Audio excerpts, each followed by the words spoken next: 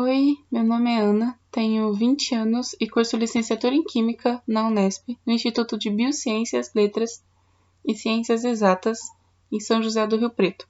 E sou integrante do GAMAT, o grupo de astronomia do Unesp Bios. Bom, seguindo então com o nosso projeto de aulas, nós vamos para a segunda, que seria Explorando o Nosso Céu. Nela, nós vamos entender um pouco sobre os eventos que ocorrem fora do nosso planeta, os quais podem ser observados daqui. Então, essa aula vai estar dividida em 3 tópicos, que seriam esfera celeste, constelações e lua.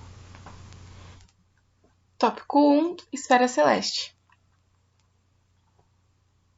Bom, para a gente entender o movimento que os astros realizam no céu, primeiro a gente precisa conhecer a esfera celeste. Essa seria uma esfera imaginária centrada no nosso planeta, na qual podemos representar todos os objetos que vemos no céu. Nessa superfície, a gente pode traçar linhas imaginárias que vão determinar a posição dos planetas, assim como podem determinar também a distância entre eles. Não só os planetas, mas todos os corpos celestes que conseguimos observar. E assim, a gente vai conseguir conhecer melhor os movimentos que eles realizam e localizá-los mais facilmente. Tópico 2, constelações. Bom, nós sabemos que as estrelas são muito fáceis de serem observadas.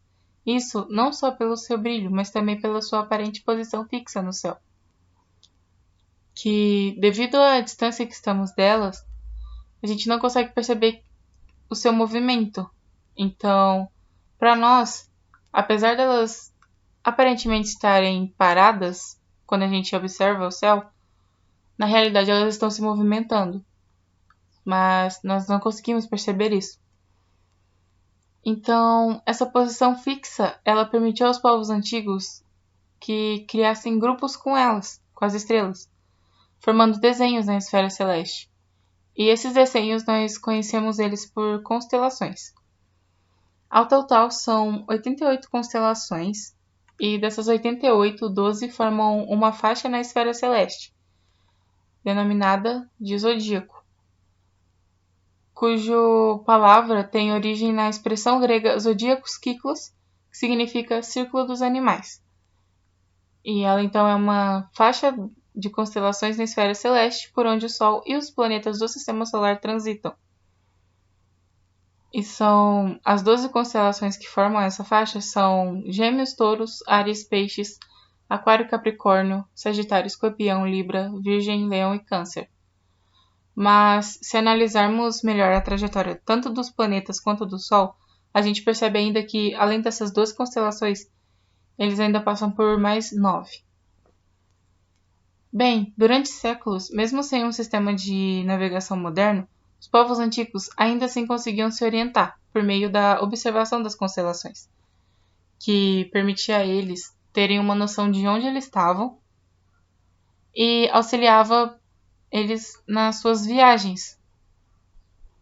Além disso, as constelações também permitiam aos povos ver onde o Sol estava, e isso dava uma ideia para eles de qual estação do ano eles passavam, permitindo um trabalho melhor com a agricultura.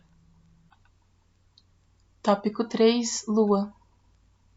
Bom, a Lua é o satélite natural da Terra, possui cerca de 1/4 do diâmetro terrestre e carrega sua própria mobilidade, realizando 3 movimentos: os de rotação ao redor de seu próprio eixo, de translação ao redor da Terra e o de translação ao redor do Sol, acompanhando o planeta. A gente só consegue observar um lado da Lua porque os movimentos de rotação ao redor de seu eixo e o de translação ao redor da Terra ocorrem ao mesmo tempo. E isso faz com que eles meio que estejam alinhados, fazendo a gente não conseguir ver o outro lado da Lua, por mais que ela se movimente e a Terra também se movimente. Mas, embora a gente só consiga ver um lado da Lua, a gente pode perceber que ela sofre alterações em seu aspecto, devido à sua posição em relação à Terra e ao Sol. E isso se divide em 4 fases principais, que duram cerca de 29,5 dias cada uma.